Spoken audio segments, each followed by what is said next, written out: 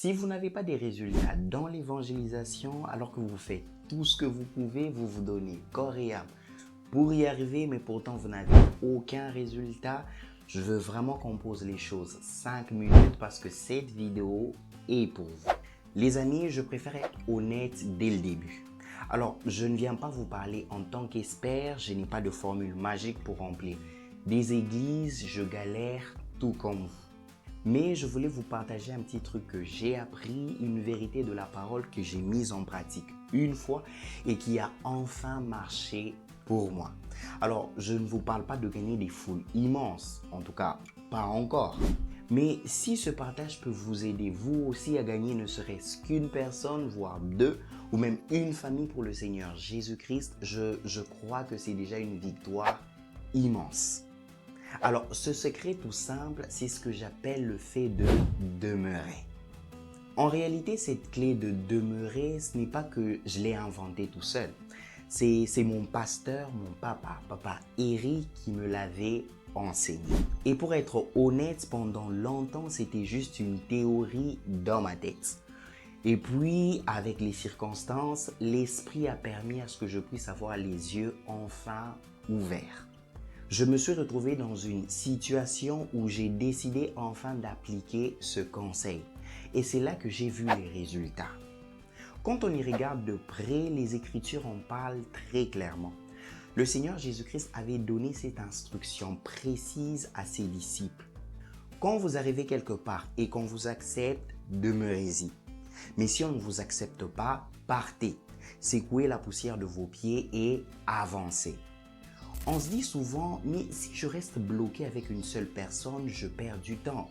Je perds l'occasion ou l'opportunité de partager l'évangile à des dizaines de personnes qui eux aussi ont besoin d'entendre l'évangile. Et c'est ce que je me disais aussi. Et c'est ce qui me fatiguait sur le terrain. À force de vouloir courir partout, je ne m'arrêtais nulle part. Alors, la première des choses que j'ai apprises avec cette expérience, c'est qu'il faut trouver la bonne personne. Vous savez, parfois on se fatigue avec des gens qui ne sont pas du tout intéressés ou même disposés. À l'inverse, il y a d'autres personnes qui, même s'ils ne répondent pas une fois ou deux fois à notre invitation, mais on sent quand même une forme de disposition, une forme d'ouverture.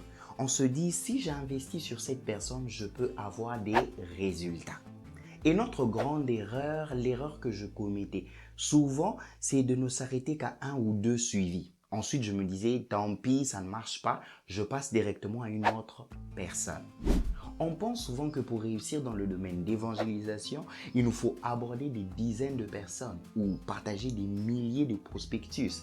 Pourtant, l'expérience que j'ai vécue m'a prouvé le contraire. Les amis, sincèrement, honnêtement, sincèrement, il vaut 1000 fois mieux investir sur une seule personne durant toute une année que de survoler 100 ou 500 personnes alors que leur vie n'est même pas transformée. Si cette démarche simple et pleine d'humilité vous touche, n'hésitez pas à vous abonner et à laisser un pouce bleu pour que cette vidéo encourage d'autres frères et sœurs qui doutent. Mais attention! Quand j'ai compris qu'il fallait demeurer, ça ne veut pas dire qu'il faut aller s'asseoir, croiser les bras et attendre que la personne se convertisse. Et donc, en guise de deuxièmement, demeurer veut dire commencer à s'intéresser sincèrement à la vie de la personne. On croit souvent que ce qui touche les gens, c'est notre théologie ou nos arguments parfaits. Mais les rares fois où j'ai vu un impact réel, ce n'était pas quand j'ai donné des arguments indiscutables, mais c'est quand la personne s'est rendue compte qu'enfin, un chrétien s'intéresse à elle sans rien attendre en retour. Parce que sincèrement les amis, lorsque nous allons visiter les gens, notre objectif se voit à des kilomètres. Les gens sentent bien que nous voulons simplement les comptabiliser ou les amener à l'église.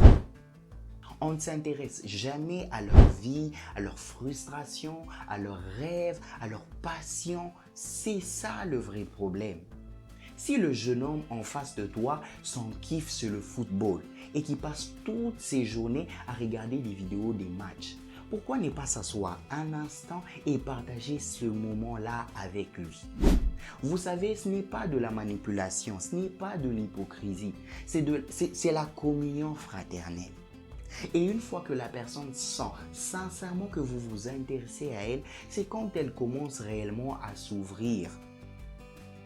Vous savez les amis, ce qui me rend un peu triste et fier en même temps en part d'argent, cette vision dans mon domaine, c'est que nous transformons parfois l'évangélisation en une corvée administrative où les chiffres sont tellement importants. Pourtant, ce que le Seigneur Jésus-Christ nous demande ou attend de nous, c'est d'aimer tout simplement notre prochain, de l'aimer sincèrement, c'est tout. Alors, si vous aussi voulez mettre en pratique cette petite vérité, j'ai créé un guide pratique sur l'évangélisation relationnelle. Vous pouvez le télécharger, le lien est dans la description, c'est complètement gratuit. Les amis, si on revenait à la question du début, pourquoi est-ce qu'on se fatigue sans pour autant avoir des résultats? Alors, je crois que ce n'est pas que nous n'avons pas de foi, ce n'est pas que vous n'avez pas la foi, mais je pense que c'est tout simplement parce que nous ne savons pas demeurer, rester à un seul endroit, 1 mois, 2 mois, voire 6 mois pour avoir enfin des résultats. C'était un peu ce que je voulais partager avec vous dans cette vidéo. J'espère qu'elle vous aura édifié et aidé énormément. Les amis, je ne vous prends pas plus de temps. Je vous dis à très bientôt. Ciao.